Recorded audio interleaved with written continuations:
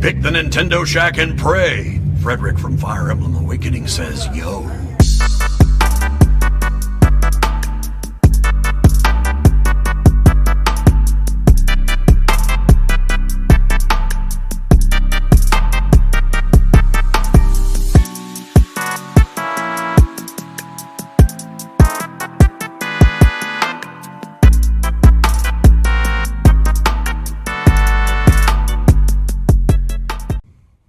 Greetings, Koopalings! Welcome to this week's episode of the Nintendo Shack Podcast, episode 380, the week after we have had the Switch 2 for like a week and a half now. Mm-hmm.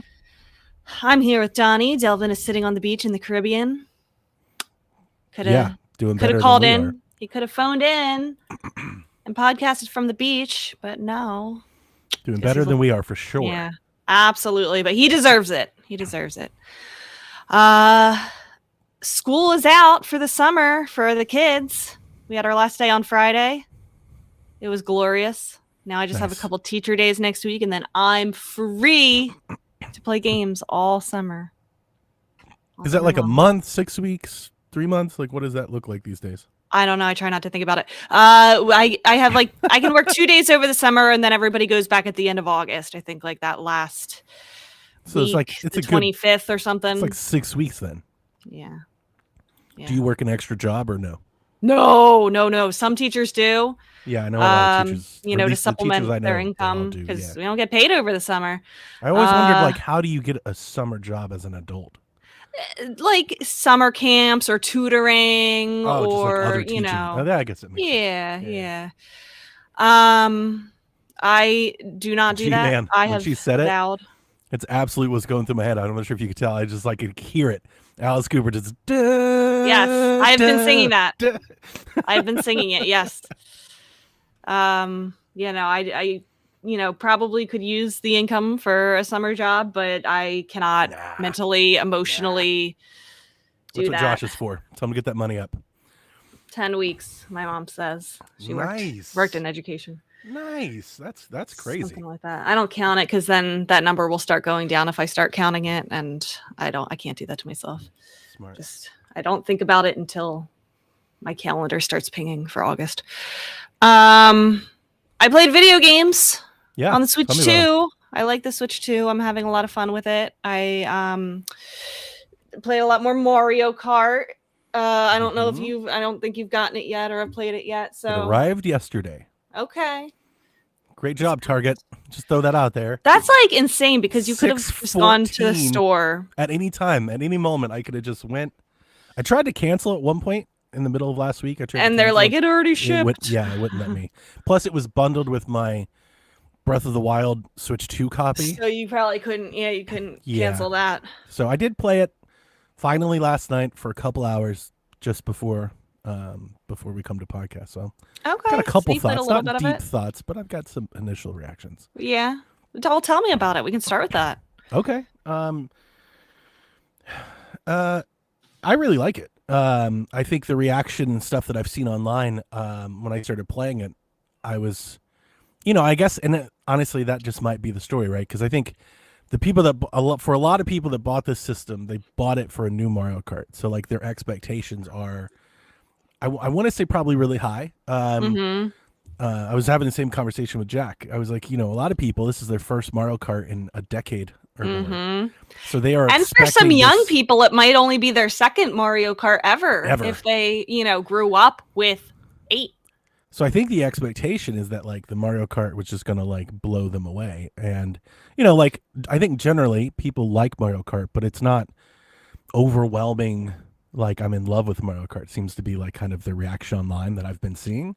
Yeah. So it was somewhat interesting for me because I was playing Breath of the Wild so much and I'm seeing kind of like this discourse go on about how Mario Kart isn't whatever it is they want it to be. And then I start playing and I was like, this is kind of incredible. Like these courses look amazing. The game looks amazing. I'm playing Mario Kart and I'll go ahead and own up to this is how little I've paid attention to Mario Kart because all through like the directs and the live streams, everything, like we've talked about this for weeks, so I don't have to go that deep into it. I've been telling you, it's like, yeah, it's Mario Kart. Like I see Mario Kart. I know what Mario Kart looks like. I didn't need to feel like to be like, you know, combing through trailer analysis trying to figure it out. So I'm playing with Jack. And I was like, so where's the open world part?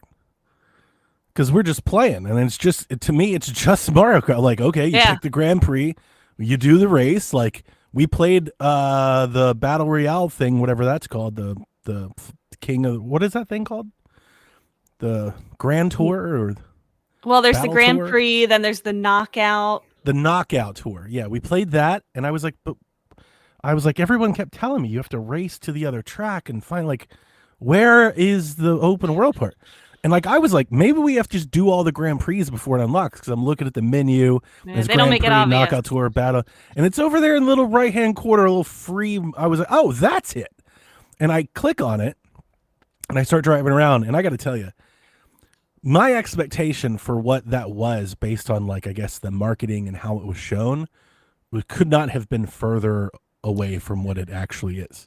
They have done a weird job of marketing this game, because there's a couple things, you know. I thought it was open world. Like, I thought that was the game. Like, everyone, like, I kept hearing things like Forza, so I expected to be able to drive around this open map, find like the racetrack that I wanted to race, like in the Grand Prix, and start that race from there. Like, roll up to the line. Yeah, it's not quite like that. No, it's not that at all. It has an open map. But it's not like, that's not like the basis of the game. But it's not the game, right? Yeah. Like, the game Mario Kart, in my opinion, in my hands, my very brief hands-on, Mario Kart remains unchanged. It is just Mario Kart. I was like, yeah, this is Mario Kart.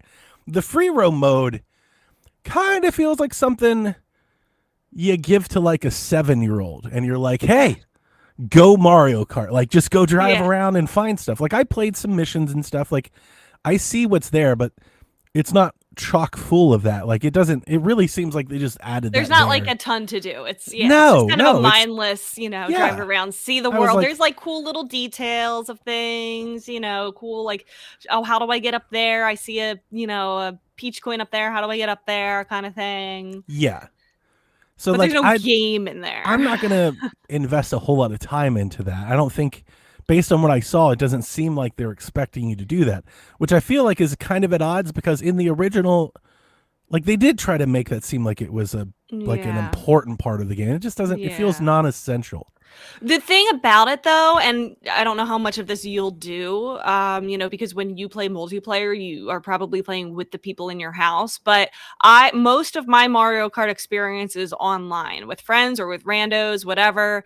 The thing that's great about the free roam is that between courses, you can either choose 10 seconds between courses or between races, 1 minute or 5 minutes. And like most of it, it's 10 seconds or a minute. But the best part is that instead of just like sitting there on a waiting screen with like your Mii characters with nothing to do, you can free roam while you wait for the next course to start. Okay. So, if people are running to the bathroom, or you're waiting for people to vote for their course. Better than just sitting in a lobby, I guess. Yeah. But it's also not better than that too. Like it's kind of a case like, it's whatever you want it to be, but it's just you race around. It keeps your mind busy. Like it's like the Fortnite area before you jump on the bus, right? Everybody's just like kind of hopping around. It's just like a little lobby for you to do something in. Yes. I honestly don't think I would take advantage of that a whole lot. Really? Like, if I was waiting 30 seconds for the next race, I think I would just sit there. Like, I would just like put the controller down, maybe have a drink, look at my phone. Yeah. I'd probably look at my phone more than drive around and do nothing. Yeah. Well, I appreciate it. I feel like it gives you something that, gives your brain something to do while you're waiting. My next level take, which may be completely wrong, but like my big brain take is that like maybe this is like a Bowser's Fury type of experiment for them for future ideas. Okay. Maybe they're like, can we do this? And they're like, I don't know, like, see if you can work it in there. And they're like, just let us make a map and like test it out. And like maybe their future ideas are, right, we want to add to this, or we want to do something like this. Like this is a bridge game to the next huge Mario Kart. Yeah. We see this all the time in Kirby. We see it with Zelda. Like they test little ideas, and then that game comes. Mm-hmm. That was kind of like my initial hands-on reaction to free roam. Mm-hmm. I think calling it free roam is like very, like, it's not an open world game. It's just a mode.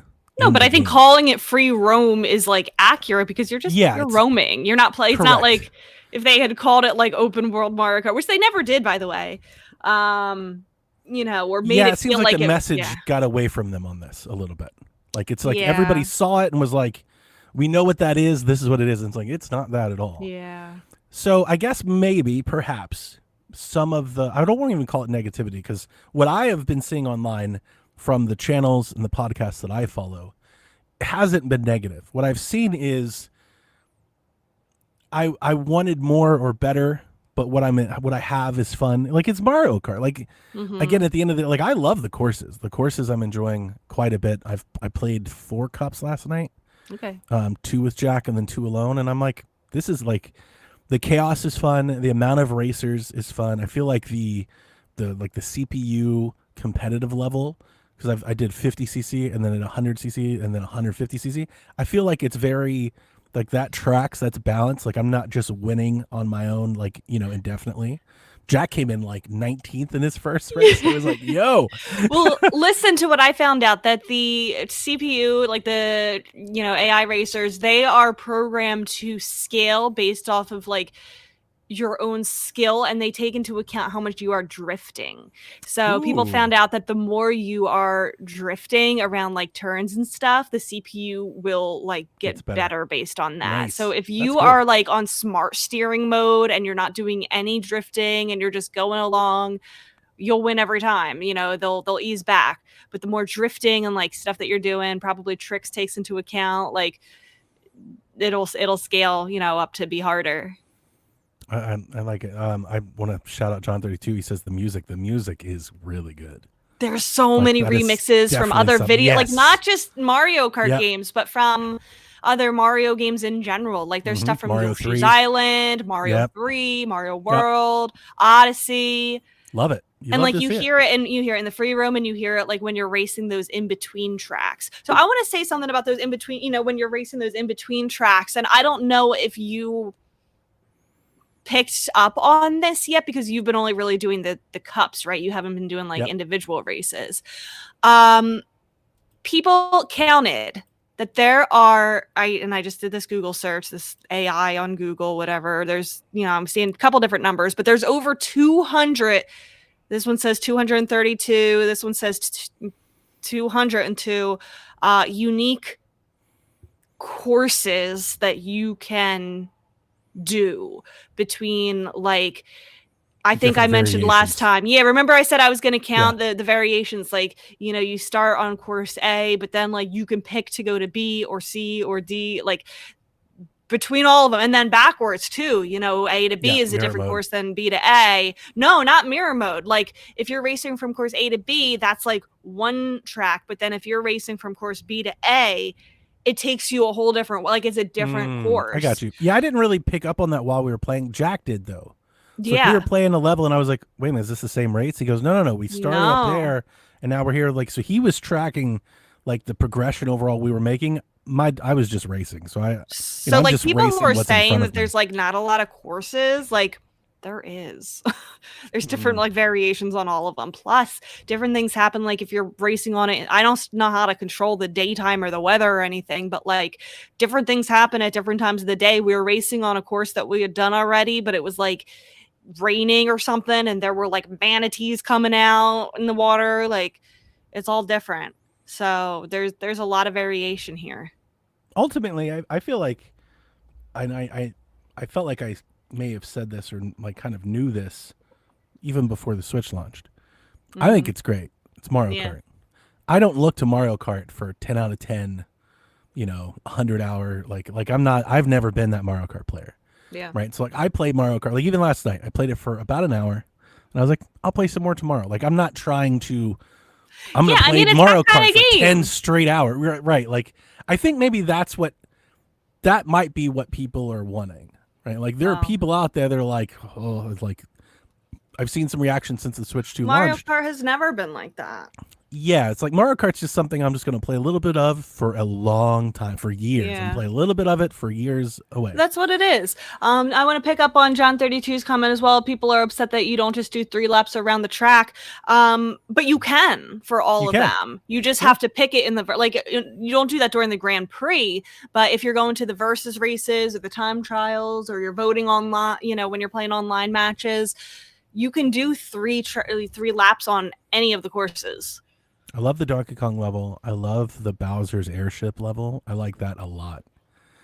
That was like the one that stuck out to me the most. Like having all the like the Hammer Bros throwing stuff and the boomerang and then the bullets. I was like, no, this is proper chaos. Like this is the one thing I hate is the way that you unlock things in this game. Like it's the way that you unlock carts, it's just, how many coins I've already unlocked all of the carts. It's every 100 coins you get. I was going to ask you, like, how does that work? Because I'm unlocking stuff, but I don't really know why or how I'm doing it. Like when I finish a race, it's just like, you've unlocked this. I'm like, okay. Yeah, you only unlock a cart for every 100 coins. You unlock a costume if you if you transform with one of those food bag items. For Yoshi's things, right? Yeah, the Yoshi's food every items. time I see those, I make a beeline to try and head that way because I knew that was important. And I've unlocked a lot of. I do a lot of coins because JT shared a TikTok in our Discord that showed like how coins affect different classes of character. Yeah. So I'm playing as Penguin, which I don't even know if it's a light or a medium or heavy character. I have no idea. But I would imagine it's on the lighter side, and apparently, because the speed is very slow. Like you can reach like close to or top speed with Penguin if you have like at least 6 coins. Yeah. So like if you're gonna race as Penguin or a character like that, you kind of need to grab some coins early, or you're just gonna get kind of left. So I've just been racing like that. That's the only really racer I've raced with. My I've been using Dory's bike. I'm not sure if you saw. It says Dory on the side, but it's in cursive. My kids thought it was my name. They're like, holy shit, it's got your name. Oh, because the R looks like an N. And I was like, well, I'm exclusively racing like this now. Got it. So that's all. That's pretty good. I'll have to look at that. The other way that you unlock characters is, because all of the like main characters are already unlocked, like your Peach and your Bowser and your whatevers. But the enemy characters to unlock, you have to be transformed into them with Kamek. I think I touched on this last time. It is like rare. Oh yeah, happy Father's Day, Donnie. Thank you.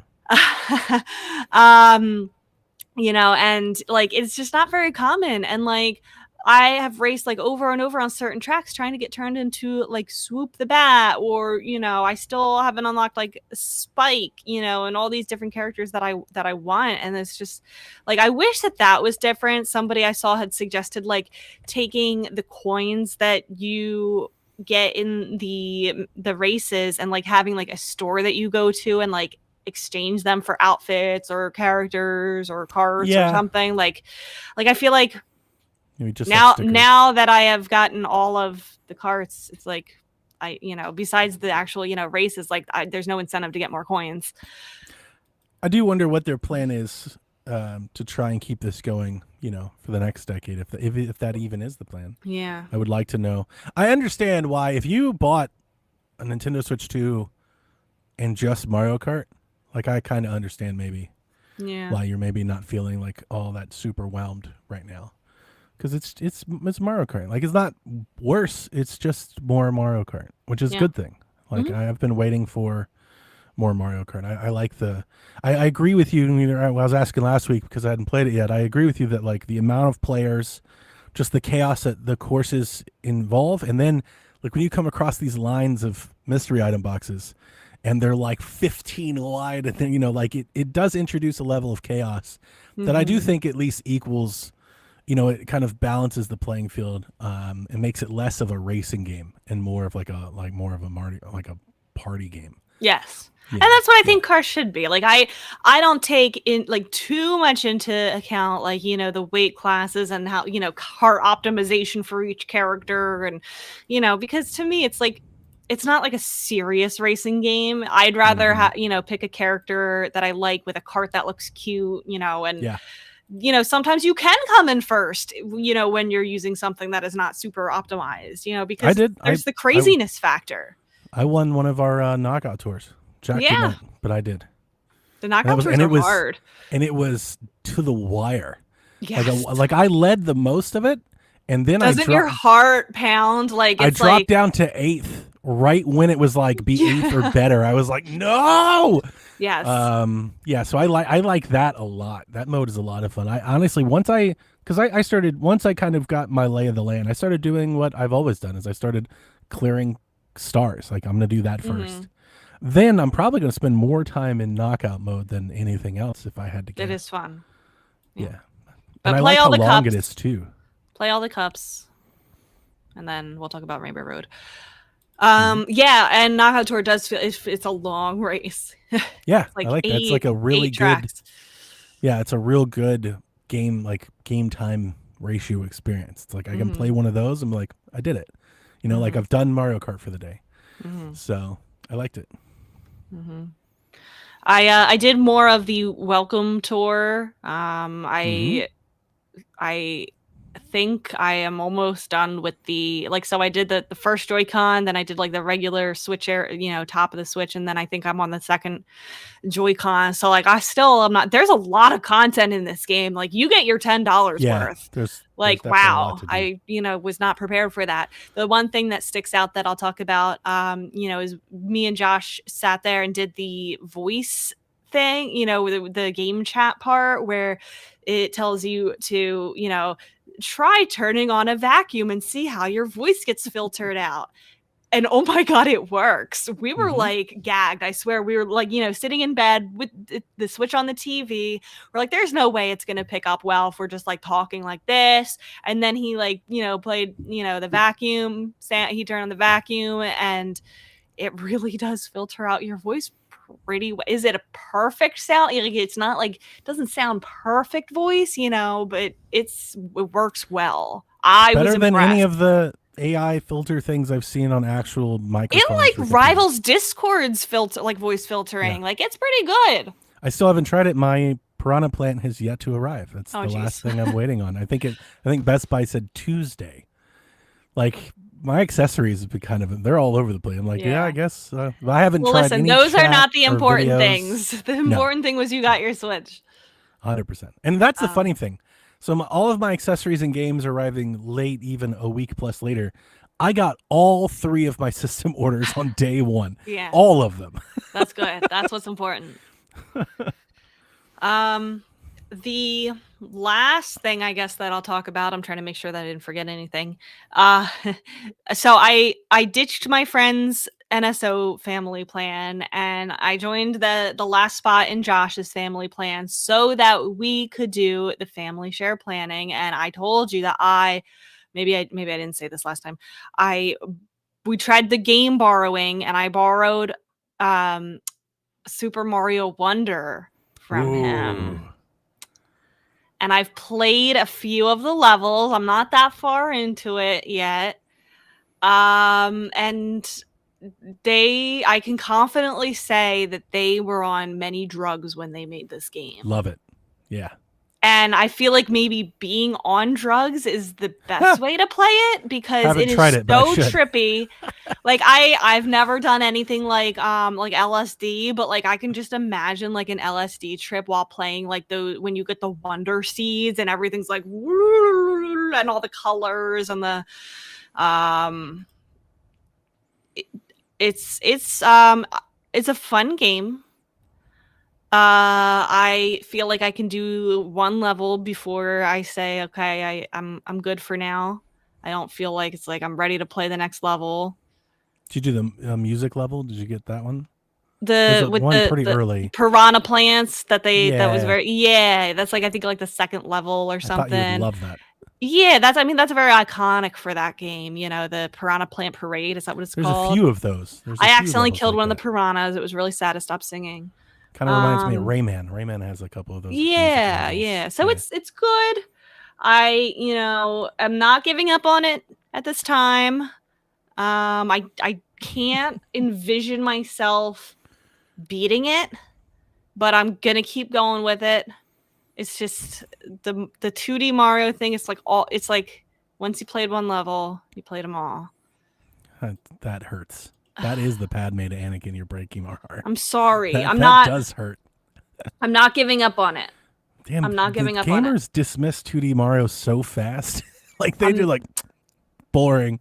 Oh my god. It's completely different than every other 2D Mario you've ever played. And you're like, that's why I'm not giving up on it.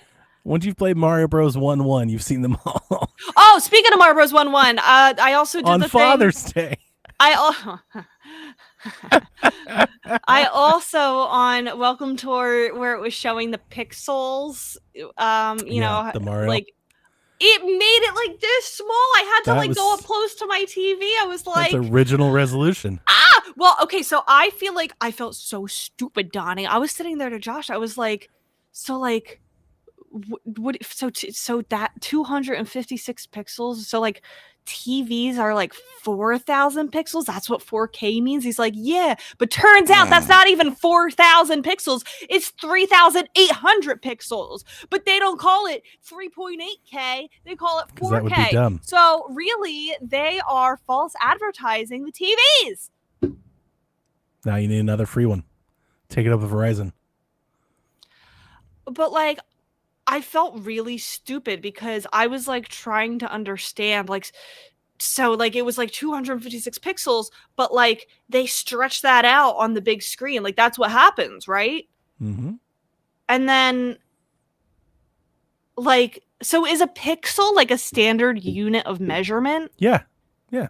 Like there's a specific size that 1 pixel is? Yeah. On any device ever? I believe so. I don't think I knew been my that. Assumption. That's always been my assumption. That's why so you have, when like, they're pixel saying art, they're like little dots. Like everyone fills its own square. That's how you make the pixel character. It's just a collection of pixels. That's like the that's what that is.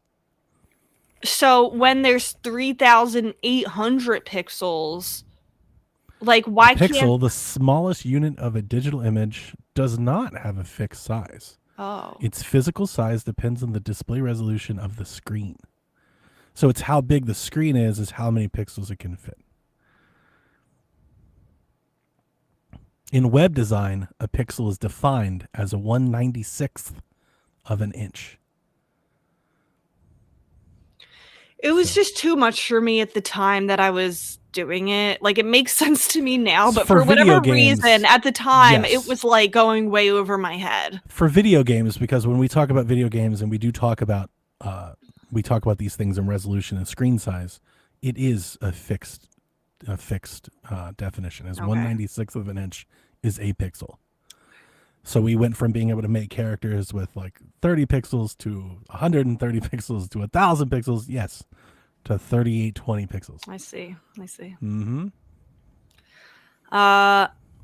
And then I did the guess the frames per second, and I got the last one wrong. So I think I did better than I thought I would.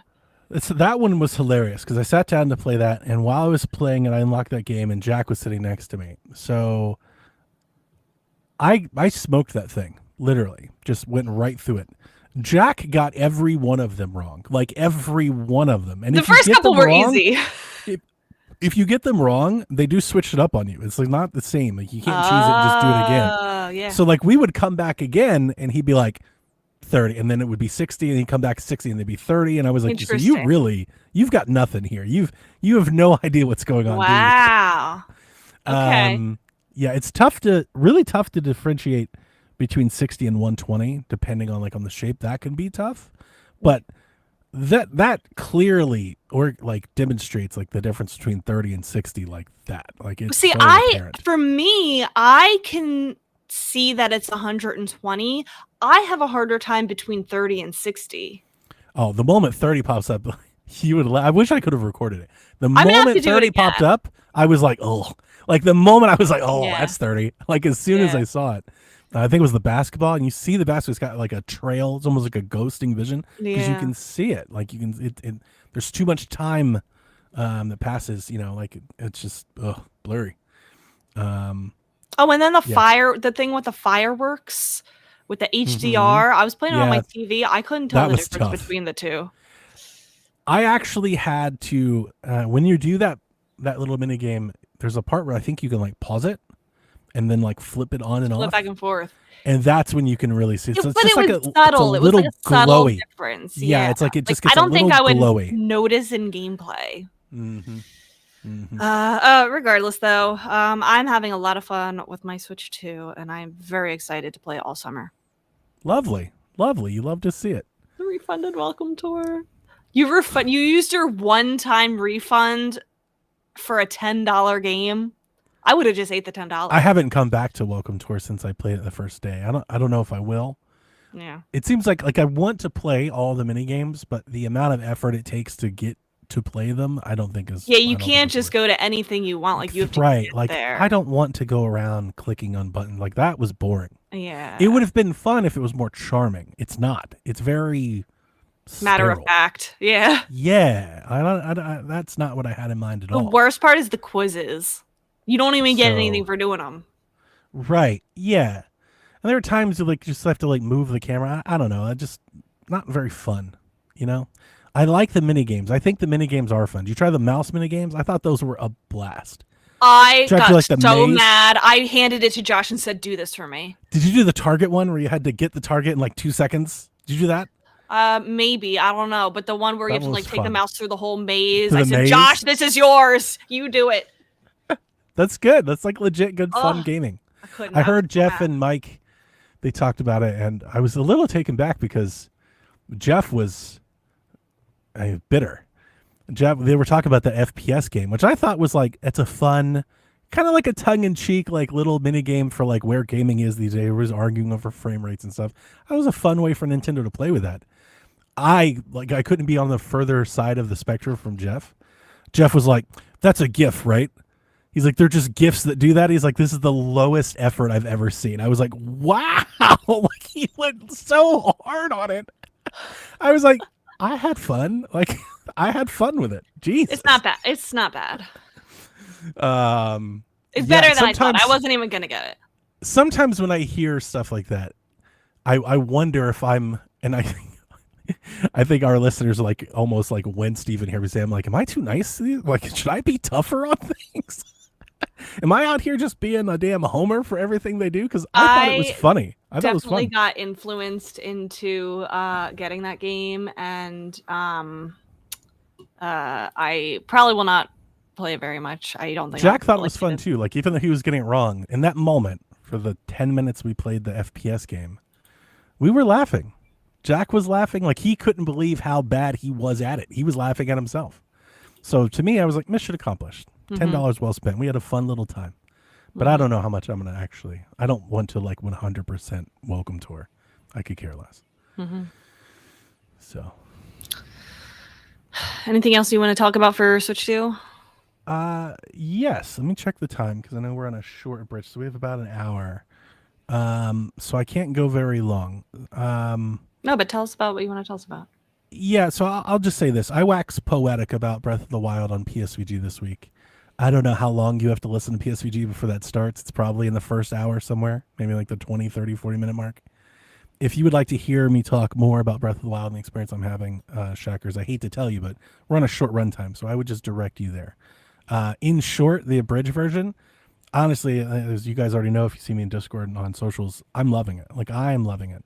My big takeaway is I'm a little surprised that I feel like the majority of the channels and the influencers, the media, the people that I follow in this medium have really dismissed both the Zelda titles in this launch. And it's not, I'm not saying it's unfair. Like, I kind of get it. Like, one, old game is old. Two, Breath of the Wild's a lot, right? Like, I don't know if people feel like Breath of the Wild is 8 years old, and Tears of the Kingdom just happened a couple years ago. So I don't know if people are like nostalgic or ready to take that commitment again. So like, I understand why people may not want to replay that game. But I would just say this, the amount of coverage in the video game media that remakes and remasters get is like Days Gone got a lot of review coverage like just a couple weeks ago. Days Gone of all games. And then how many times has The Last of Us been re-released since Breath of the Wild came out? And they talk about that all the time. And coming out of Summer Games Fest, what's one of the top 3 games everybody's talking about? Gears of War Reloaded. And that is a remaster of a game that was just remastered. Mm-hmm. And it's the only point that I'm making. I will go to bat for Breath of the Wild because, yeah, it probably is my favorite game, and maybe this is somewhat of a homer take.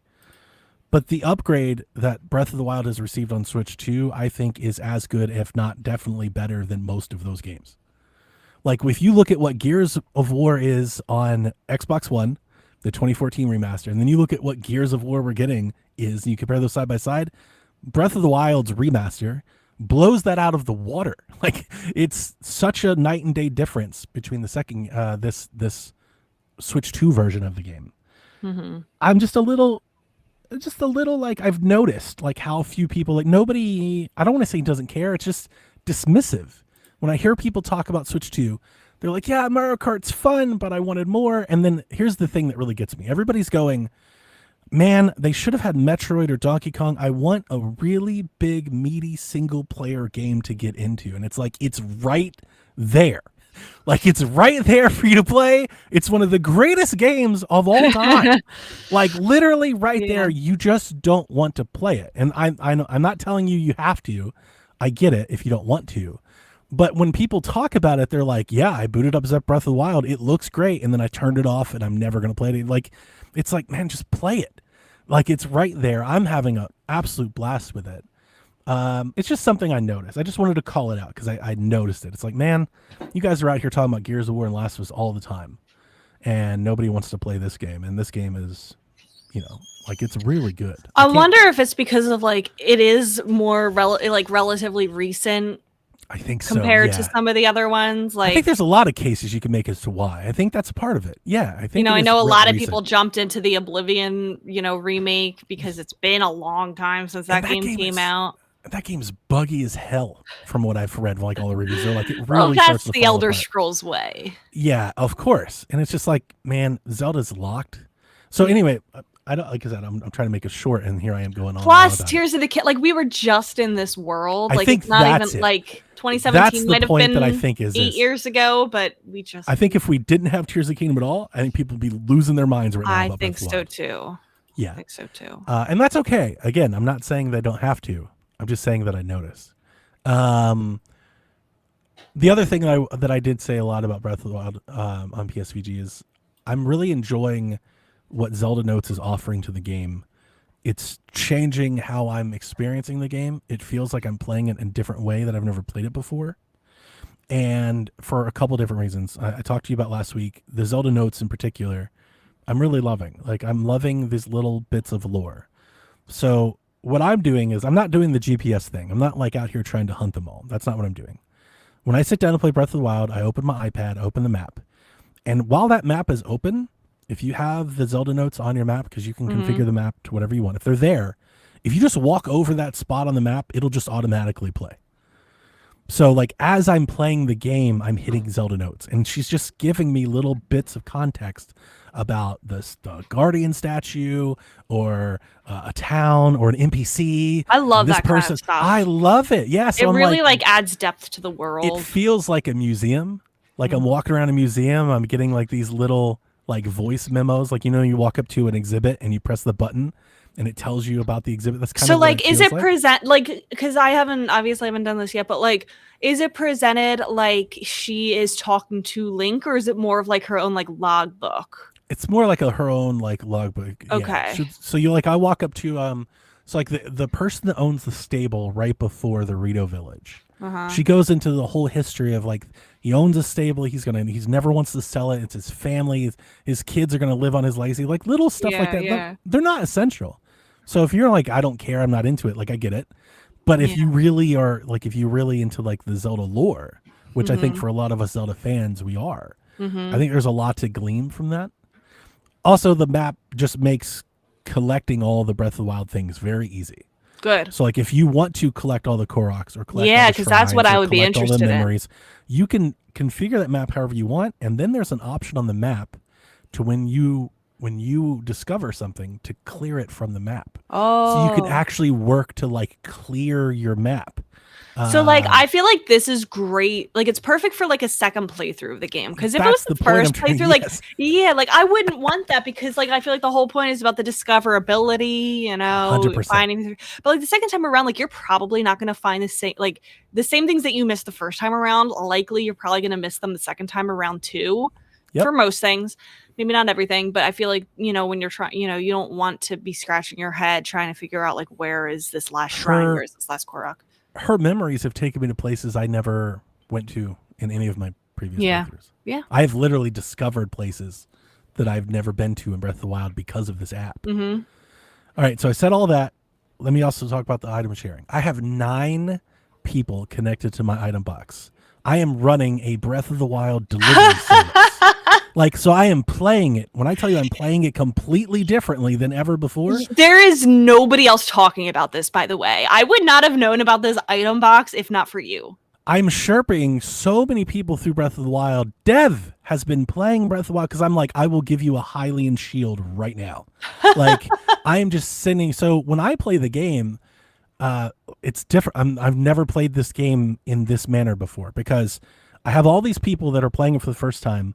Many of them have already previously admitted to me that they gave up on Breath of the Wild because they thought it was too hard. They didn't know what to do. They thought they didn't like the item breaking, so on and so forth.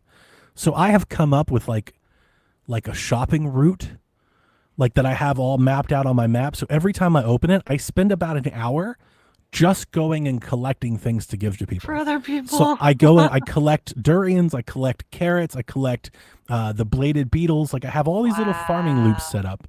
I'm duping items with the item box. You can duplicate items. So I'm duping shields. So what you can do is you can take some stuff that you have, create a save, take the stuff that you like, send it to the box, reload your previous save. And you'll have the items back. And you can do that every day.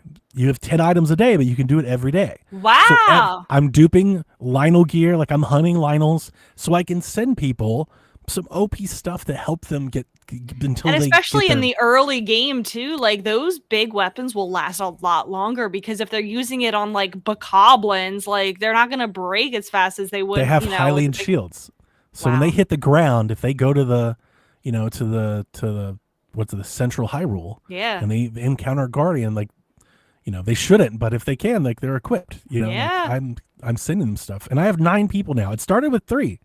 And then as more people saw it, they're like, can I get in? Can I? And I got friends. Like, can I get in? I have 9 people I'm delivering. You guys are the only ones doing this. There's nobody else talking about this. So all of those things together is making me have a Breath of the Wild experience that I have never had.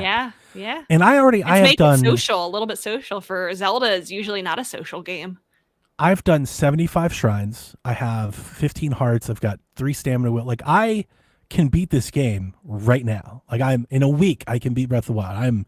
I feel like I've almost like min-maxed the efficiency of the game. Like the inventory loop, like I've mastered it. Is this now your favorite Zelda game? I think so. Yeah. I think it's really hard for me not to say it is, the amount that I play and the amount that I love this game. But to close, I'm having an experience with this game that I've never had before on my 4th playthrough. Wow. And I find that to be really rewarding. Special. That is like special. What this app has done, exactly to your point, and the point I've been trying to make, for somebody replaying the game, like I think I've heard you say this sort of thing before. I kind of don't want to finish it. Mm-hmm. Like I'm kind of having so much fun out of the game that I've made for myself. Mm-hmm. That I don't really care to play the actual game. Like I'm kind of having my own game. Exactly. Right now. Yeah. And I'm having a blast. I'm very glad to hear that. 2 more things real quick. And I mean real quick. Well, one I want to talk about, but real quick, I want to talk about this for a minute because I bought this for Switch 2 ahead of time. This is the MobaPad. I think they call it the N1 Pro controller. I did not get a Switch 2 Pro controller. Based on what I've seen, I don't know if I will. People are really raving about the Switch 2 Pro controller, and it kind of makes me want one, but I'm waiting. So I'm seeing the opposite. Really? I'm seeing people that have it, and now they're like, oh, I wish I didn't buy it. I'm seeing some buyer's remorse. Oh, we're seeing different things. Specifically, the D-pad. The D-pad is really troubling people. And it's not that I think people don't want it. D-pad on the Switch 1 is bad. I think people are I think they think it's a fine controller, just like the original Switch Pro controller. They're like, it's fine. But I think with the added cost, I think people were expecting the D-pad. The D-pad appears to be the same, if not like there's lots of videos of people like putting their hand on the down and it pulling left and right diagonal inputs as you like move. So like that's still a problem. And at almost $100, that kind of bothers me. It's like that shouldn't be a problem. Like I love the smooth sticks, and apparently the build quality of the plastics are very good. So I'm not saying it's bad. I just think for the price, I think some people were wanting more. People are arguing against you in chat about this. I'm not trying to take away if you're enjoying yours, definitely. And just the thing, I shared a little bit in Discord. There's like a really big Reddit thread about it, like lots of people talking about it.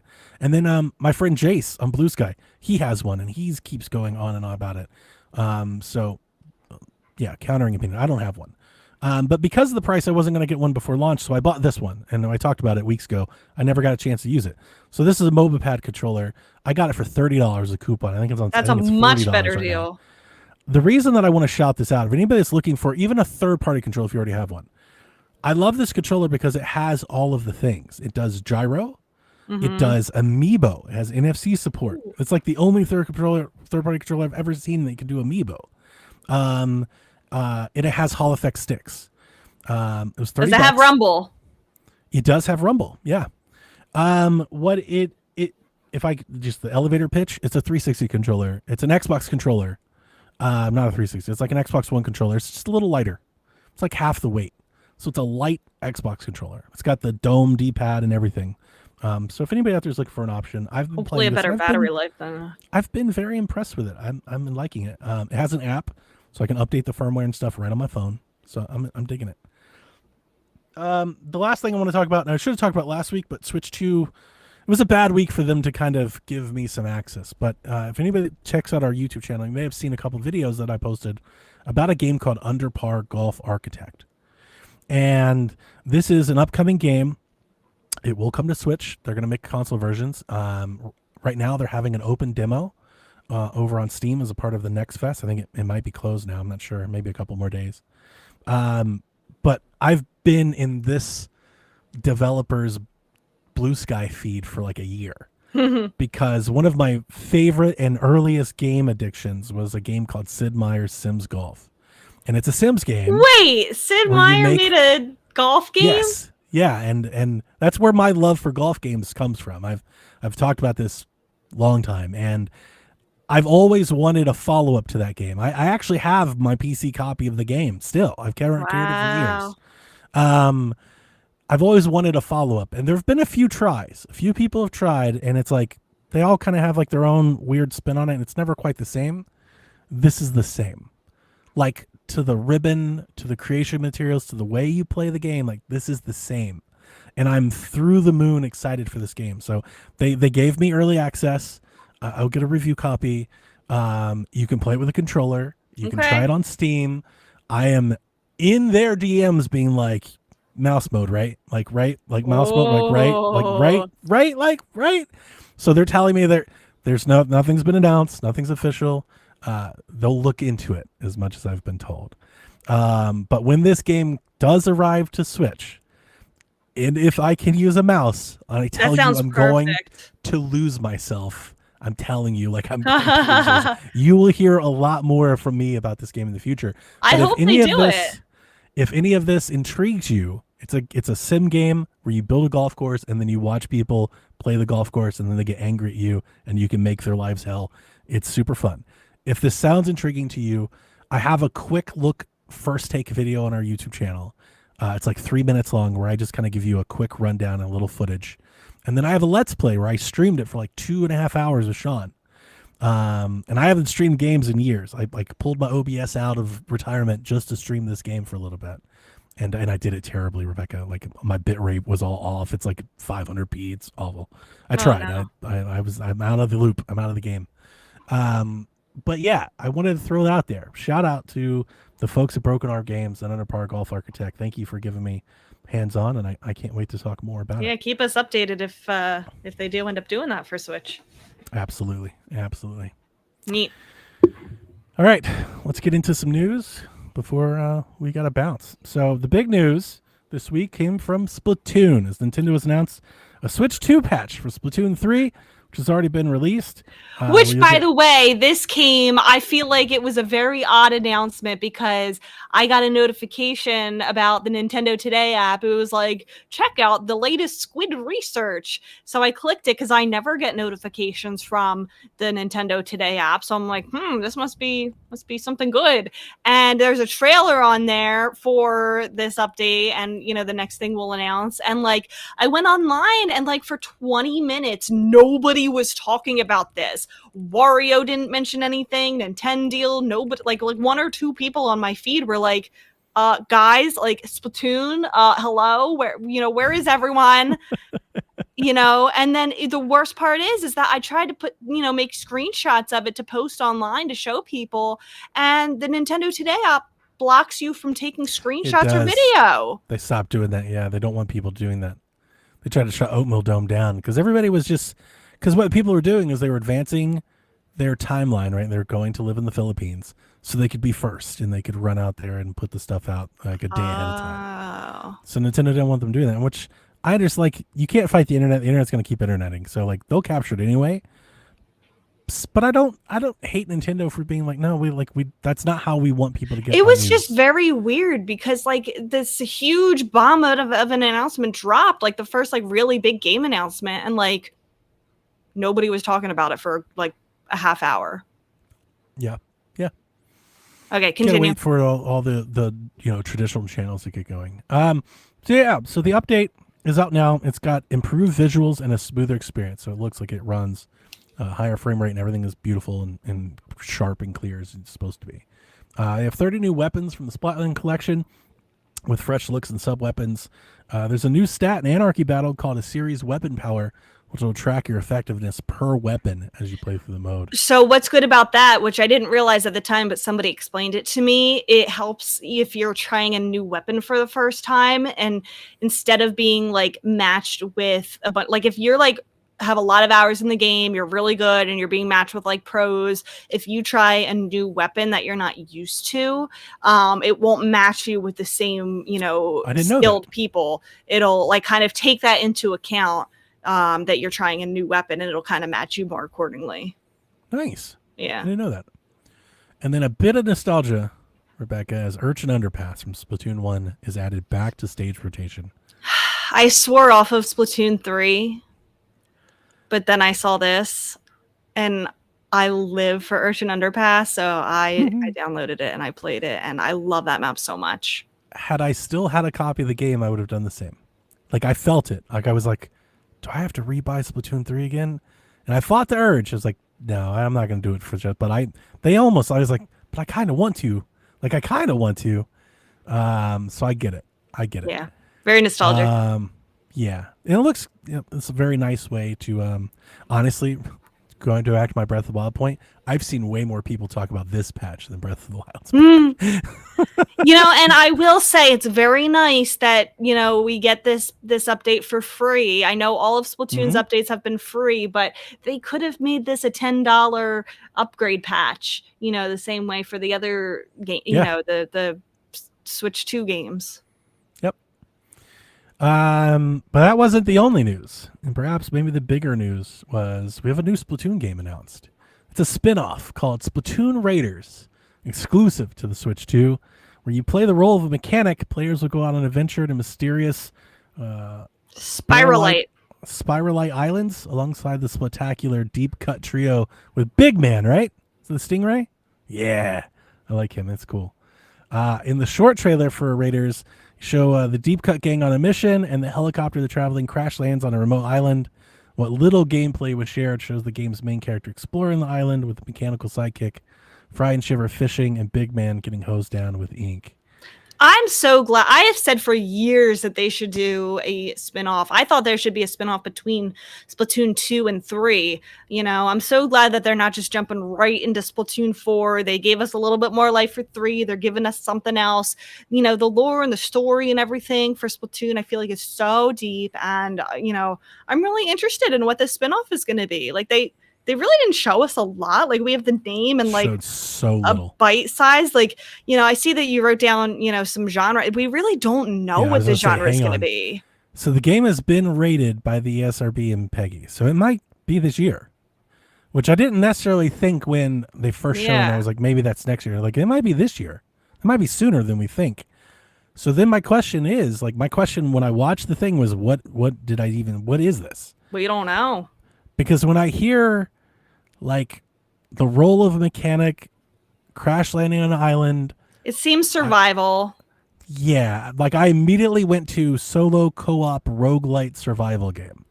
Because that's kind of in vogue. Like, a lot of people make those games. And they're like shorter to make. I don't know if that. I have no idea if that's what this is going to be. That was my reaction. Josh suggested maybe like a tower defense type of thing, like because it shows you that like raft. You know, it's like all held together with like tires and stuff. Like maybe you go out and like you get things to make your base a little bit better. Maybe then the salmonids come and attack you, and you have to I can see that. Which I know is similar to Salmon Run, but like you're not like going out and collect it. Like it definitely looks like there's some kind of crafting mechanic in it, because if you look at the one part of the trailer, your gun actually is like made up of like an old like soda bottle, and like all of your stuff is like made of like trash and like things that maybe you put together. Like it's not like a traditional, like we don't see traditional weapons here. Like your ink tank is made up of like trash that you found along the wreckage. So I think there will be some kind of crafting. To shout Jeff out again, was I was listening to their show, and this is really where my thought came from. I was listening to their show because they podcasted the night I think this was announced. So I had it in the background. I was playing Zelda, and they were like, yeah, like give me a big like solo open world, like get to explore. I was like I kind of like I heard that, and I kind of turned my head. What did he do? He's like ripping my notebook spiral. Oh no. What a menace.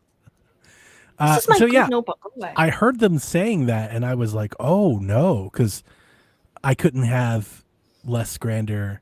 Like I'm gonna buy whatever it is. I'm gonna play it. But like what I saw didn't give me that at all. Like I'm not expecting some big open world or open land like single player Splatoon game. Like that's not what I'm expecting. I am expecting like a spin-off from Salmon Run, a tower defense. Like I keep going to the roguelite thing, like the whole that continued progression to like kind of extend the game. That's kind of where they already did the roguelite thing for the Tower of Order. That's kind of where my head was. So yeah, I'm thinking it'll be like, you know, another kind of genre type of, you know, thing that they can't do with normal Splatoon. I like that. I'm glad that they're doing stuff like this. Me too. Yeah, no, I'm all on board. When I heard that, I was taken aback because I was like, oh no, or like people, I hope that's not what people are expecting.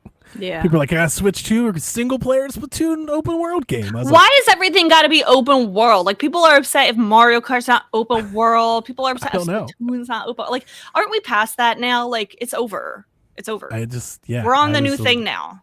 I was a little taken back, but we'll see soon enough. Like I said, it was rated, and usually when things get rated, they're usually out within 6 months. Yeah, but like we didn't see anything, and like there was no like, I don't know. I think the calendar's already full for 2025. Is Metroid like the big fall game, or is that a next year game? I almost think it's going to get delayed. I could see it. Like I could see it. I wouldn't be shocked by that news. I would hope not, but I could see it. Because you're right. We basically have a game a month from like August out, if we think everything that's going to lands where they are.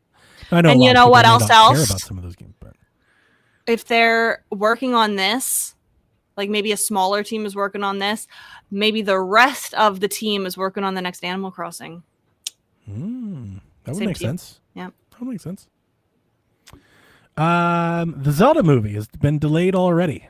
Taking to Twitter, we got an update. This is Miyamoto, not Twitter, the Nintendo Today app. This is Miyamoto. For production reasons, we are changing the release date of the live-action film for The Legend of Zelda to May 7th, 2027.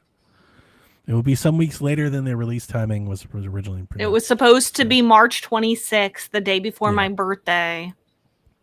Why would they even announce a release date this early? That's like it's weird that movies do this all the time. Don't get attached to May 7th either, because it might even be delayed again. Like, exactly, it's going to get delayed again.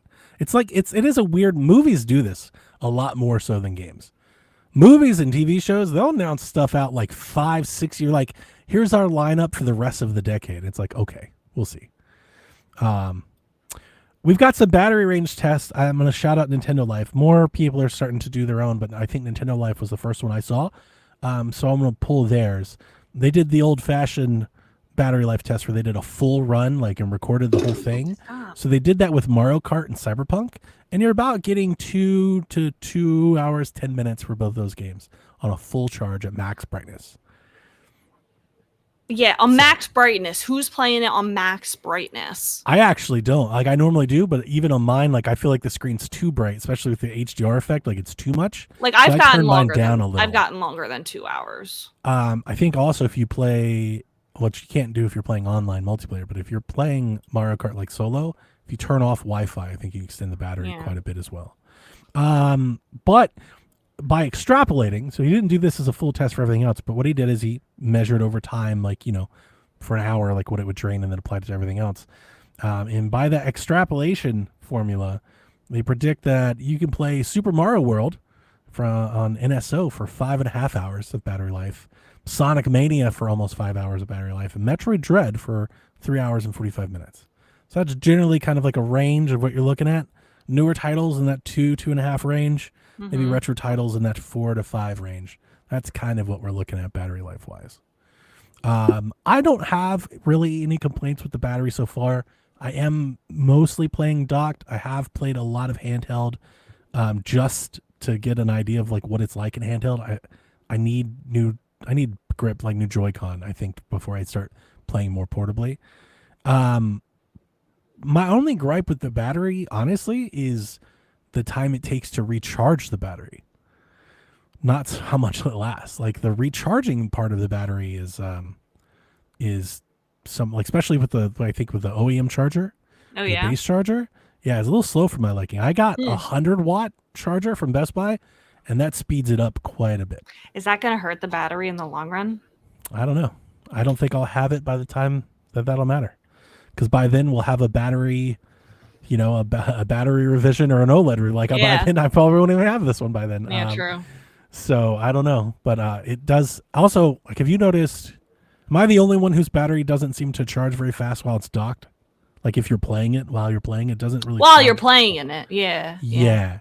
So I like my 100-watt charger because I can play it while it's charging, and it charges pretty quickly. Like, I actually sit there and watch the battery percentage go up. So that will be my travel charger moving forward. The Switch 2 has sold over 3.5 million units in 4 days, making it the biggest console launch ever, definitely for the United States, not in the Europe. For comparison's sake, it took 7 weeks for Sony to sell through 4.4 million units of the PS5. This is the fastest selling console in U.S. market history, and that is not accounting for orders that were ordered directly from Nintendo, because they're not included in NPD. So the number is likely higher than what's already being reported. And all these people saying they were going to boycott it on TikTok, they're like, I'm not going to. Yeah, okay. I told Delvin about the switch to a different console kind of trend on TikTok that's going around, and he was like, that is the lamest, corny shit I've ever heard. My joke was the just get a Steam Deck crowd's in shambles as Switch 2 outsells a lifetime Steam Deck in one day. But I honestly think this was to be expected. Nintendo said they made a lot. We kept talking about how much they made and how many were available, how long pre-orders were open, how, in store, like, they really flooded the market. They've done their best to fight scalpers, but it's not enough. Like, we're already seeing, like, right now, like, we're starting to get restocks. I think I saw yesterday Target had some for a minute. But the prices are starting to rise on eBay as now, like, launch day units seem to be sold through. So hopefully we'll get restocks fast and everybody that wants one can get one. But I'm very impressed by Nintendo. Like, they went above and beyond, I think, for the launch, and it shows. And to the people that are saying that this is just selling so well because they made a lot, yeah, that's a part of it. Yeah, well, yeah, I feel like, Like, when good you're job, doing that Nintendo. comparison with like the PS5, maybe should it would be- have sold as many, but there Yeah. weren't that many to buy, and that's a factor. That's a That's a really part of it. important You don't factor. listen. You don't get to hate Nintendo for creating their own scarcity by not creating enough, Yeah, and then also hate Nintendo when they ship too many. Like, you don't get to do both of those. So pick one. And for my entire life, all I've been hearing about is everybody hates Nintendo for creating false market demand. Well, they did it. They Yeah. absolutely flooded this market with consoles, and good on them for selling as many as they did. Yep. That works. Nintendo products are back on Amazon. Games, Switch 2 accessories. This just happened the Oh. last couple days. They don't have consoles yet, but games just popped back on. You can buy Donkey Kong on Amazon. I didn't know that. So whatever this feud has been for the last couple years seems to be over. I don't know. Like, whatever they've gone through maybe is in the rearview mirror. We don't know. Okay. This came from a social media account talking to Charles Martinet at a con, where apparently he told that person that he's prohibited from using the Mario Cast voices on video. So if you see Charles Martinet at a con to do a signing or something, like, you can get a video of him talking to you, but he won't talk to you as Mario. That's crazy. I feel like is really wrong of Nintendo. I agree with you, especially because they called him, when they departed from him as the actor for the voice, they said Charles Martinet is a lifelong Mario ambassador. Like, that was his official role. Yeah. So how can he be an ambassador if you won't let him do the voice? Also, like, What the fuck?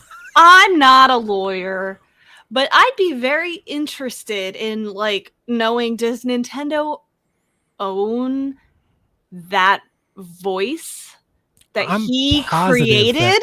I'm positive that they do. But here's my question. Is there legal standing to, I guess, sue someone That's what I mean. That's what I mean. for doing like, an impression?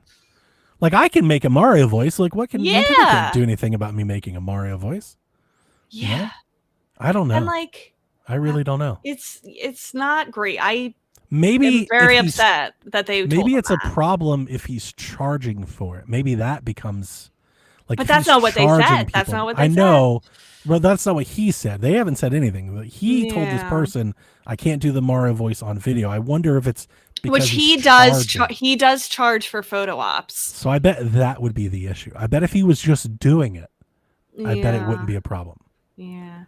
Or like I could also say, for Nintendo to say, like, you can't say anything inappropriate. Like, we got the SpongeBob Yeah. voice actors doing like Yeah. funny things where they Cameos like are and cursing and, Yeah. saying some pretty bad stuff, and that's like I bet that's it. SpongeBob saying it, but like, They don't want Mario just saying doing like stuff like that. woohoo, like, really? Come on. We don't want you paying, to make Mario sound whatever.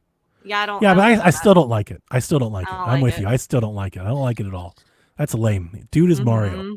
Let him be Mario. Mhm. Like, what the hell? He's He Mario for made the decades. voice. It's not like 100%. they instructed him on how to sound. He made the voice. Charles, do it anyway. Fuck the man. Do it anyway. Just do it, man. Ask for forgiveness.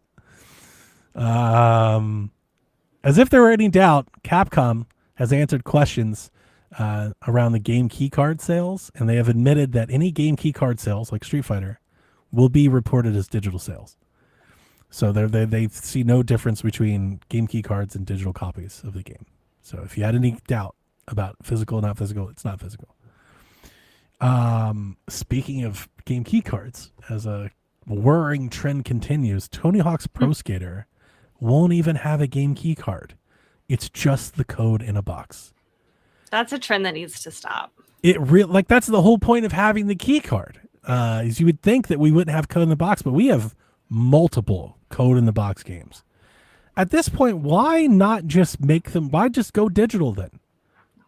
Tony Hawk's a digital release. Just call it what it is. So that someone could have that piece of plastic A on box? their shelf. Make your own box. If They're it, like, killing the turtles. Yeah, I don't. This really upsets me. I don't like any of this. I think it's messy for one. Obviously, I want actual physical cards. But there's also like this weird extra energy to make it like it feels like either developers or Nintendo or perhaps both really just want the console to be digital, but they won't. Like, am I the only one? Like, I keep seeing, like, we got codes in box, we got game key cards. Like, they're doing everything they can to be digital without being digital. It's like, just make it digital then.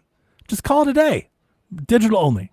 Mm-hmm. Like, why are we going this far out of the way to have the facade of anything else? Yeah. Codes in boxes, fake I don't key like cards. it. Like, I would rather just rip off the Band-Aid then. Just digital. Yep. I wouldn't like it, but I would respect that more than this. This is ridiculous. So I will play Tony Hawk's Pro Skater, not coded box. I will buy a cheap copy when it goes on sale one day. And then the last news story I wrote, because this came out last night, the voice actor for John Marsden said, stay tuned, there's big news coming next week. This has been floating around the rumor mills for some time now. Please. It seems like we are getting a next-gen patch update for Red Dead Redemption 2, and by all accounts, the rumor mill, that announcement will include a Red Dead Redemption 2 port to Switch 2. Please. Boy, that's a lot to say. A Red Dead Redemption 2 Switch 2 game.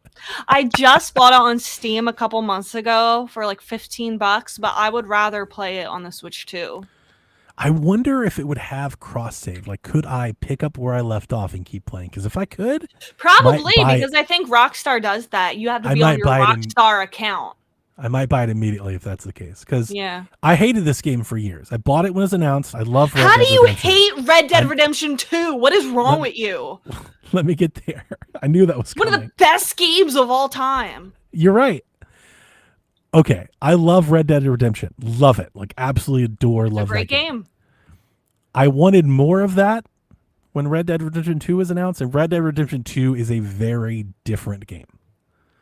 Just gameplay style. It's very not Rockstar. Like, I wanted that GTA arcadey. It's not that. It's more Cowboy Simulator. That's long-standing. It's been proven. So when I first started playing the game, it felt really slow. The beginning is slow. There's a lot of animation locking. Like, just the actual playing the game is very that's the beginning. slow. You got to get through the beginning. It gets better. I hated it, and I turned it off, and I was just like, I'm gonna hate this game forever. No. Right, fast forward a few years. Last year, I played this game for about 25 hours and was like, okay, it's not what I wanted it to be, but I kind of dig it. Mm-hmm. And I just really got into just like kind of living the cowboy life. So I was enjoying it, but it's such a big game. I eventually moved off. My son, though, Jack, he loves this game. When this game ended, he was in tears. He loves it. This might be his favorite game. He loves this game. Smart boy. So we've got to get it. We definitely got smart child. If I could pick up where I left off, that would help. That would help push me over the edge. Yes, because then you'll have to go through that intro again. I know, Captain Awesome. Everybody hates. Like, I get it. I don't feel like. Listen, I wasn't alone. I'm not the only person that had gripes with Red Dead Redemption 2 when it was released. It was just very different for what Rockstar had been doing. That's all. I wasn't ready for that change. That's all. And I've made amends. Mea culpa. I've gone back. I've been redeemed. Give me a break. All right, Rebecca. We've got 25 minutes. If we need to go a little over, I can, but just around that time. Starting with Danny Not DeVito writes in to ask us, what are the odds we get a Mario Kart Maker someday? I'm loving all the different regions that lead into each other in Mario Kart World. It got me thinking how fun it would be to piece together a new track myself and share with others online. Before we answer, and this is, Danny, great question. Like, this is the out-of-box thinking that I love. Before I answer, in the free roam mode, there's no like tracking of like how many P-switches and stuff you've got, right? No. Because I kept looking for that. I was like, well, how does it tell me where they are? I know. It's annoying. There's nothing like that. Literally just free, just drive around. Yes. Okay. You can't see how many Peach medallions you got. I don't think I'm ever going to do that again. Dude, when you're sorting your like on the character selection, the cart selection screen, the sticker selection screen, you're sorting them. It don't even tell you what you're sorting it by. You just click the sort button and it changes up the order. I'm like, how is this being sorted? Like, do you know what would make Mario Kart World better? The Zelda notes. That would make Mario Kart World better. Turn right to get to the P switch. Yeah, because I was like, where are the things? I'm supposed to just look and find them. I can't. Oh, never mind. Never mind. Very annoying. You can't even see them on the big map or anything. Mario Kart Maker is a great idea because I've seen a lot of kart games that have custom track makers. Like that's a thing that exists and has existed for some time. So I 100% think I could see that. I could see a Mario Kart Maker one day. It would be really cool and fun, but I think personally the odds that we would get one is 0 because it makes too much sense for them to do a Zelda Maker, which I think makes more sense than a Mario Kart Maker. And they already said, yeah, we don't really think we're going to do that because we're stupid. So I don't think they're going to do this either. Like we got a Mario Maker. What if they added that to Mario Maker? What if you could have like a little kart race? That'd be like cute. Super Nintendo kart races, like kart design assets. Yeah, that would be That'd cute. be fun. But Super Mario Kart mechanics are the worst of the series, so it wouldn't be very fun. Yeah, just more of a offshoot. But that's a cool idea. It's a good idea, Danny. F2P Joe says, "What's the chance Donnie gives Final Fantasy VII a chance now that it's coming to the Switch 2?" I gotta tell you, I don't see it happening. You never know. I'm not gonna buy it. I'm not gonna buy it. But hold on, which Final Fantasy VII is coming to the Switch 2? I didn't see this news. Final Fantasy VII, the remake, the one that's on PlayStation. It is. When did that was announced in the first Direct? We knew this? Oh. They're bringing all the Final Fantasy games to Switch 2, I think is what they said. Ignore me. Like definitely that trilogy. The PlayStation games, they're coming to Switch 2. So okay. But yeah, I don't know. Like if it goes on sale one day, like perhaps I've had the one that would maybe perhaps get me is 16. 16's the one everybody tells me to play. But I've never played Final Fantasy 7. So you never know. If it's on cheap one day, I might get it. But I'm not gonna like buy it. XBS says, isn't Mario Kart Live Circuit, Home Circuit, whatever it's called, kind of a Mario Kart Maker where you physically create the tracks? Yeah, that's kind of. Yeah. So like the tracks already exist, and you just put like kind of the goal. You know, there's like different what do you call them? Like gates. Gates. Yeah. You know, in different spots, and they can be as close or as far apart. You know, as windy around as you want them to be. So kind of. I would say kind of. Yeah, we had fun with it. We had ramps and everything. I just wish the cars were faster. Like on TV, they look fast, but on the ground, they're not fast. So they're very slow. Yeah. So. Indie Techno says 1 week plus with the Switch 2 for all y'all.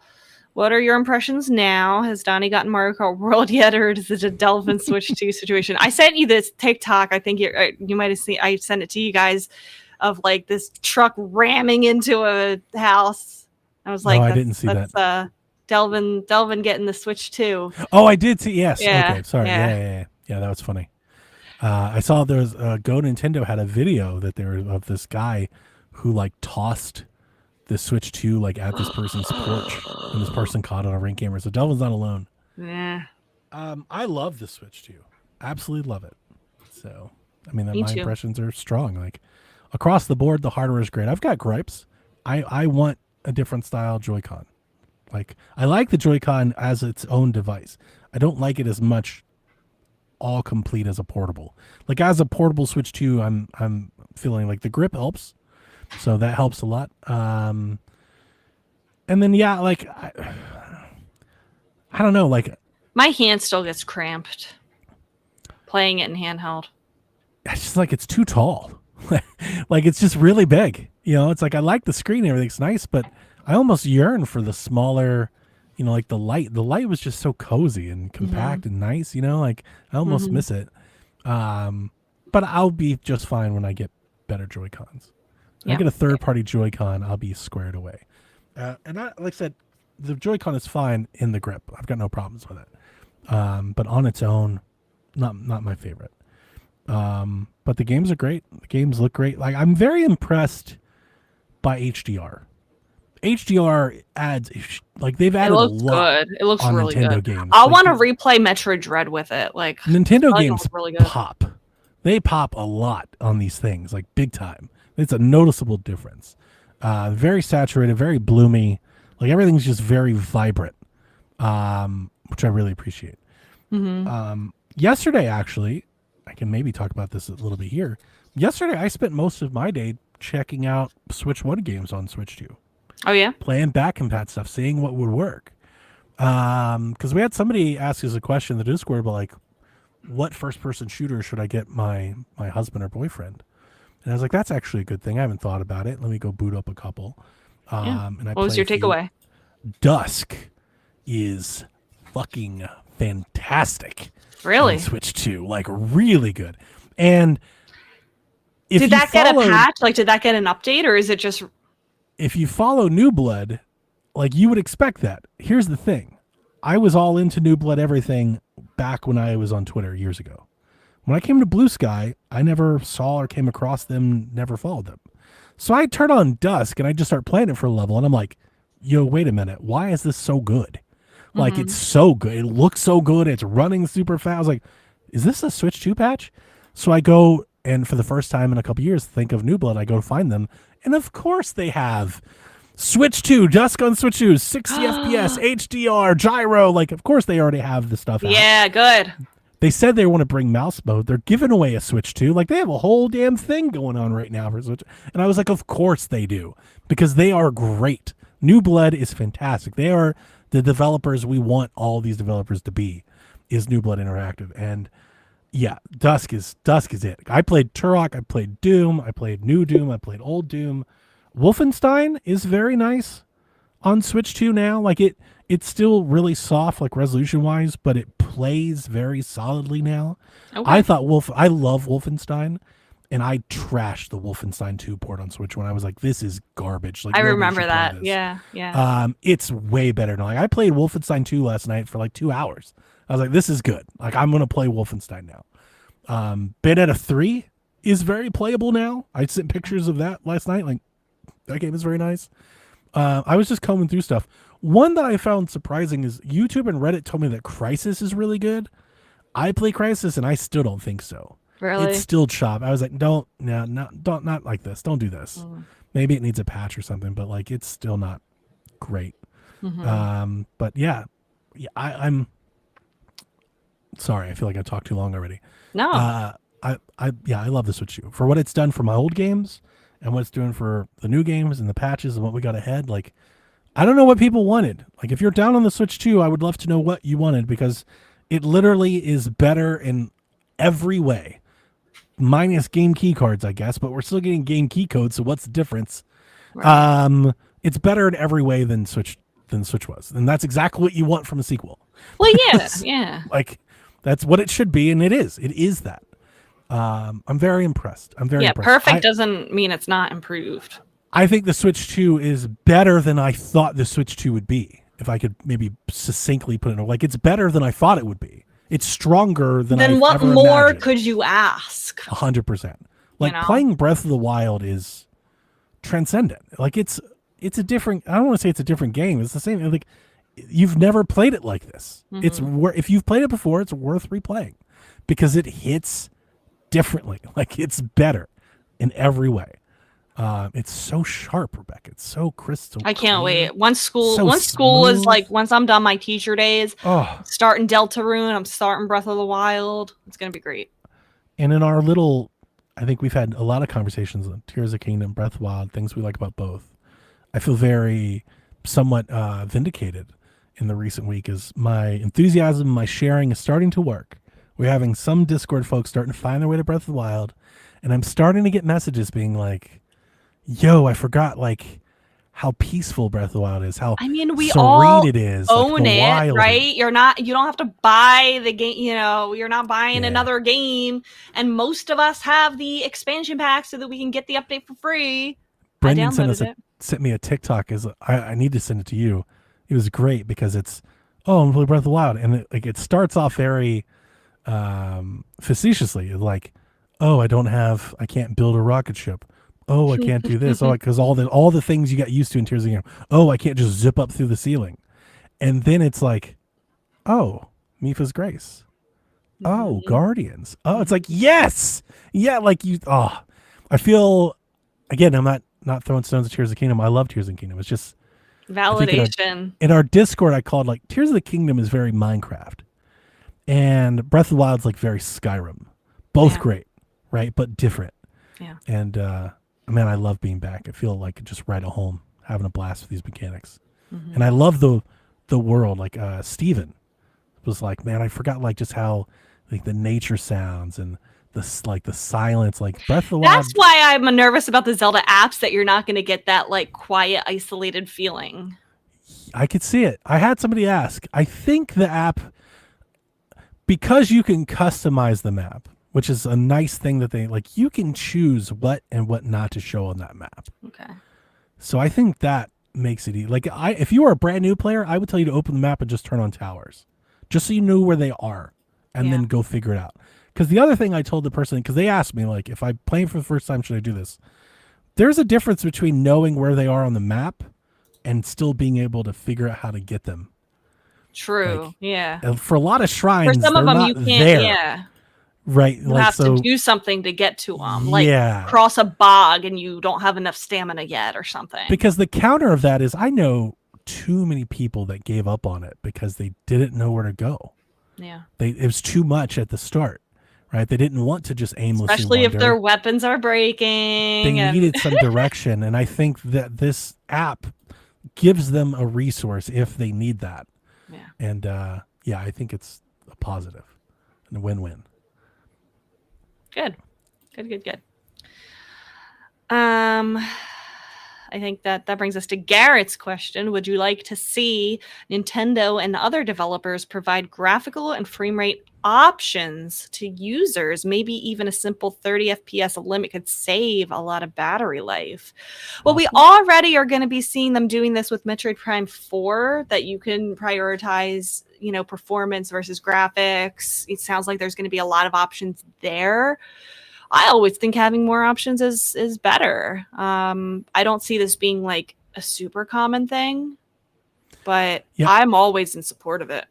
I definitely think he's referring to like what the Steam Deck does, where you can open up like the side panel and cap things. I don't want to say no, because I also am for options. So I would think what I don't want them to do is, I don't want it to be like super user customizable friendly. What I would like to see them do is, like, could they add like a battery saver toggle to where it does things? Yeah, that would like would be nice. I think that would be cool. You could hold down the home button and just like click a battery saver, and maybe it turns off your Wi-Fi. Maybe it locks the frame rate. And I think you could see something like that. I think it'd be beneficial. I would like that. Yeah. Mm-hmm. Yeah. I don't think it'll be super common, but I would definitely be in favor of that. I like this next question from Kyle the Pug. Love you, Kyle the Pug. I actually really do like this question. Will we see other Nintendo franchises apart from Mario ever get any sports games like Animal Crossing or Zelda Golf, for example? And I read that question. I was trying to think, like, is there anything else? Are there any other Nintendo franchises that have a sports game? The only thing that I feel like comes is Kirby. Does it? I think so. The only thing that I thought of that comes kind of close is like Metroid Blast Ball or Pinball. That's true. Yeah, we do have Blast Ball. But I don't even think that's what he's talking about. No, I don't either. I think Kirby. So Kirby has a golf game, Dream Course. But I think Kirby has a sports mini game. I think it's like a Kirby. It's like an old one, but I think there's like a Kirby sports game. I think. Okay. And Kirby has like Kirby Fighters and Kirby like Brawlers and stuff. It's like, that would be where my head is. I would imagine if it was going to be somebody else, I would imagine it would be Kirby. I love the question because obviously, I would like to see. I think you could see others do it, and I honestly, even outside of like the core Mario, like it would be cool to brand Mario sports games as like a Wario game, like a Wario Slammers or something like that. I think there's a lot of room to do stuff like that as well. It doesn't have to just be Mario. Princess Peach's Golf Tour or Link's or something like stuff like that could be nice. Donkey Kong's Jungle Soccer, like I don't know, like something like that would be cool. but yeah, like we start getting out. I think you definitely talk about the main franchises like Zelda, Star Fox. I don't know. It's like Animal Crossing has the roster of characters to do something like this too. Like I've always wanted Animal Crossing golf sim, like golf sim builder. Zelda Golf works. That's easy. You can cut grass and stuff. Like that's kind of fun. You have fun spin-off. Yeah. I don't know. I would be very into that because I have not been happy with the Mario sports games on the Switch. Yeah, they I feel like that's not Mario's fault. I think it's Camelot's fault. Camelot's fault. They're I want to say they're good. Like they're good, but they're not. They never excel. It's fine. Yeah, they never excel, and that's the problem. Fine. They feel hindered. It's like they could be so much more than they are. Mm-hmm. We all see the potential. Like there's nothing wrong with the base game. It's just the features aren't there. You know, the modes aren't complete. I'm very interested to see what Nintendo has plans for Mario Sports on Switch 2. I would expect that they would do a lot of like camera, game chat, sharing type stuff. So maybe the next Mario Golf game, and I'm hurt enough to not even want to say it, but with all the social features, maybe they do bring back some of those multiplayer aspects and tournaments and things like that. It would make sense. I hope so. It would make sense to use the game chat. Yeah. Dude said Pokemon sports.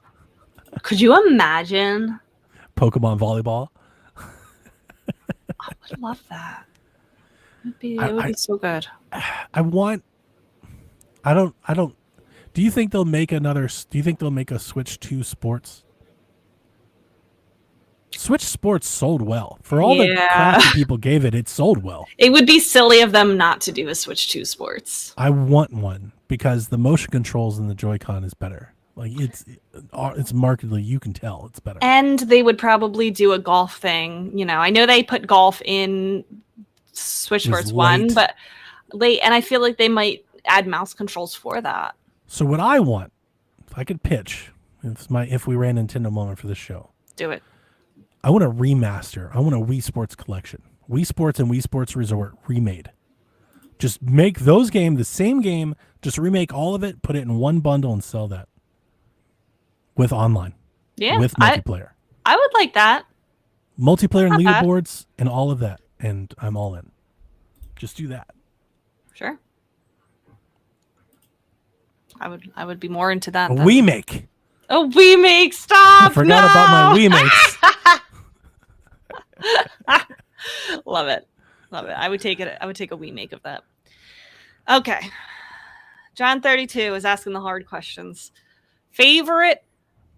Is he British? John 32, you're British? I didn't know this about you. We have several Euro folks. BMOX, Shiv.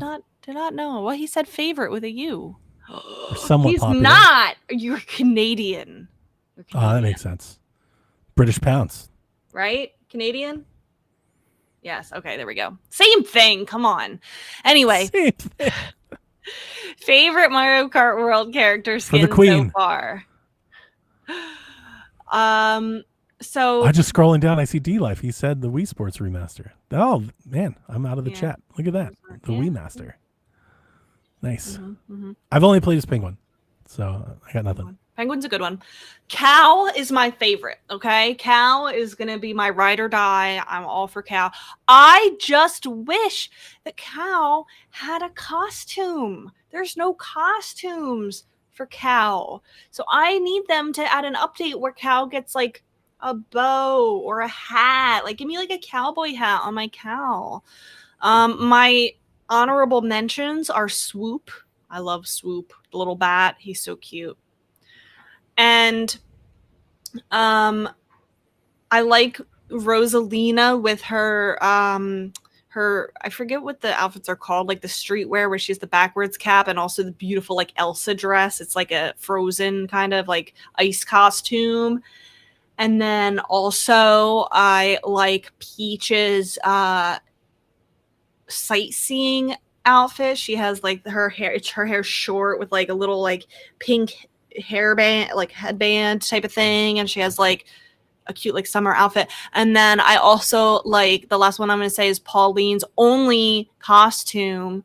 It's like a racing suit. She's giving Asami in The Legend of Korra. Those who know. Cool. Jack picked the crab. The crab is a good pick. I was like, what the That's a good pick. It looks so stupid on the screen. No, it looks great. It's just sitting there like driving Aurora. like this. Yes, Aurora. His hands up. It's just the cart's going. I was like, this is so dumb. It's great. So good. He liked the crab. Yes, tour 1950s outfit. Yes. How do you change outfits? How do you change? It's on the character select menu. So like, it's so stupid. You don't click Peach and then see all of her outfits. You have to scroll, and maybe you can sort it, but I don't know how they're sorting it because it doesn't tell you. So you can sort it and try to hope they're all together. Mario Kart World has people clutching pearls out here. Like I've seen some really strong Mario Kart takes, man. Anyway. I can't wait to talk to Dev, because I feel like Dev and I are both going to be like, play Mario Kart. Is Mario Kart. Last question comes from Gerudo Valley Cat. Gerudo Valley Cat. I like that name a lot. It's good. This might be our first question from Gerudo Valley. Definitely not. Valley Cat. No? Definitely not. No. I think we've had a question from them every week for like a month. Oh, I don't remember this name, but I like it a lot. Question: are there enough Switch 2 games at launch? Maybe not. I don't know if that's not very easy to answer, because enough is different for every person. Fair. Definitely very subjective. For me, yes, I could have the one game, the Breath of the Wild, and I'm literally amazed by what's happening. But I am not so naive to realize that for many, that isn't cutting it. And you can see it in the online reactions. Even the people that like it, even the Nintendo channels, there is still a lot of gripes with the day one launch lineup. They wanted more new games. Now, I don't think it's worse than any other console launch lineup. I'm not seeing a lot of those people that are wanting more new games playing the new games that are there. Yeah. They're not playing Street Fighter. They're not playing Yakuza. They're not playing Split Fiction. Maybe they've already played them on other consoles. I don't know, because there's a lot of ports. IGN, one of the podcasters, IGN, to your point, Rebecca, I knew this because I listened to their next console launch show that they do on YouTube. He said that he tweeted that the Switch 2's day one launch lineup was the worst launch lineup in console launch history. I would not go that far. Has anyone ever seen the 3DS? He did specifically say that he said home consoles, I guess, was his very specific. Has anyone seen the Wii U? Yeah. I think it's worse than the Wii U. Better than the Wii U's. The Wii U's is worse. I think some of this is just a byproduct of Nintendo's success. GameCube's is worse. When you like nuclear bomb the industry with something like a Breath of the Wild, it'd be really hard to live up to that standard again.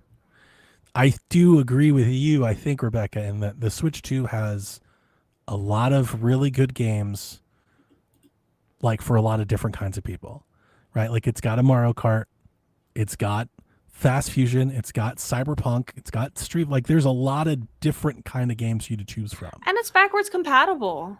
That's it. So like I have more than enough to play, and honestly, I can't could catch use up. more time to like. I'm definitely going to finish Bayonetta 3 now. Did I've been any of waiting these to play people that. play Deltarune? I highly doubt it. Go buy Deltarune. So that's the thing. I think if I could maybe piece through the conjecture, I think what I'm reading is that a lot of people want something not Mario Kart from Nintendo to be here. I think that's it. I think that's the crux of this. If Metroid was here or Donkey Kong was here, if there was something else here like that, I think they'd be fine. But the fact that they're not, and that Nintendo is like, you can replay Odyssey, you can replay Breath of the Wild, you can replay all these games, even free upgrades, I don't think that's scratching the itch. I think people want one more Nintendo game, and I think that's a valid criticism. Sure. I look at it and I go, I would like one more video game all the time. Like how, but then like, is one I'm more not bothered enough? by it. Is two more enough? Like at what point does it become enough? I'm not bothered by it because I'm playing Breath of the Wild. I'm doing what Nintendo's asked to do. I'm doing that. There's enough for me, and then but for I'm the good people with that waiting aren't, until Donkey Kong in like what, 3 weeks? 3 weeks. Yeah, it's not that far away. Exactly. That's where I am. It's like I am fine.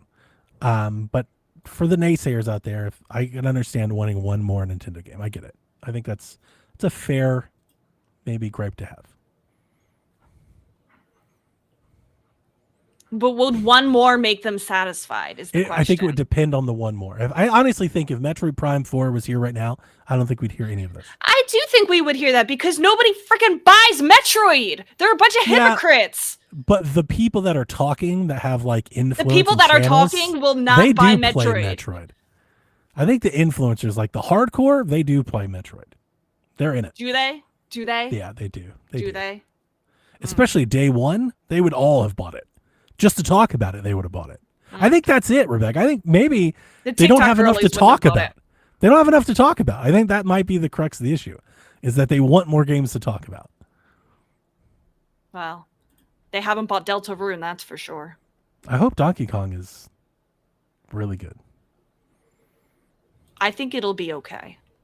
The hands-on stuff, I dove more into that than anything ever did Mario Kart. And the hands-on stuff for Donkey Kong are interesting. There's a lot of things I'm totally pre-ordered and excited, but there's some things that I've seen from hands-on impressions that give me pause. I'm not sure if I'm gonna like it. There's a lot of camera stuff. Apparently, like it has like an auto camera, and because you're doing like all the traversal and going through the walls, like apparently, like it zooms around a lot. I heard more than a few people being like, kind of made me feel sick. Yeah, I don't like that. I kind of get it. Like I understand. I don't think I'll have a problem with it, but I'm wondering if, I'm wondering. I'm interested to see the reception to Donkey Kong because it's different. Me too. So I'm just kind of interested. I'm more curious than anything. But over the moon, like I am jazzed for a new Donkey Kong game. It's time. They're overdue. I also think even outside of a game, I think if we had a direct right now, I don't think these people would be complaining. There's going to be a Pokemon Direct in July 22nd. Is that one? Mm-hmm. Yeah. Yeah. That's another. There'll probably be another Scarlet one. And Violet is fixed now. You got Splatoon got a patch. Like, that's all Josh has been playing is Violet. That's everything he boots up is always Violet. I almost wanted to because Jack started playing it, and I told you, I understand that it looks like Scarlet looks, but it looks really good for what that is. Like it looks great. I was like, man. There's still a lot of poppin'. He found a shiny Porygon. Wow. Shiny Porygon. Porygon doesn't get enough love. It was Porygon. What did you find? Porygon 2. I'm sorry, it was Porygon 2. I was just about to ask, not the balloon Porygon. Yeah, but then he evolved it to Porygon Z. Okay. There's a lot to play. Like there is a lot to play if you want to do it, but you know, I when I think about these things, I think about Dev. Because Dev is old game is old. He never replays anything. Like at all. Like anything. Yeah. So if you're that player and you only want to consume new things, I could see you being like, now what? Yeah. I get it. Well, I think that those people are boring. There's always more to play. I'm never bored. I like people who say they're bored, like just in general, this isn't even a gaming thing. People who sit there and they're like, I'm bored. What do you mean you're bored? There's so many things in this world that I want to do. I don't have time for all the things I want to do. What do you mean you're bored? What do you mean? What do you mean? I have never felt boredom in my life. I don't know what that feels like. Even on long car rides where there's nothing to do. My brain, do you know how my brain is always thinking of stories and things? And like, I have never in my life experienced, I don't know what that feels like. We have endless competition for our entertainment. Like there's an endless amount of options to choose from. So I get it. Just like, I don't want to hear it. Anyway, I gotta go. I gotta go say Happy Father's Day to my father, and I gotta clean the house because we have a friend coming at 2:30. Happy Father's Day, everybody. Happy Father's Day. My daughter made me French toast. Good. Very nice of her. Nice. Mm-hmm. All right, Koopalings. Think of me in my last 2 days before summer, and then my life gets to start again. Go replay Breath of the Wild. Doing it. Awesome. We will see you next time, Koopalings. Peace. Whenever you're ready. All right. This is Frederick from Fire Emblem Awakening. And I forgot the line already. What?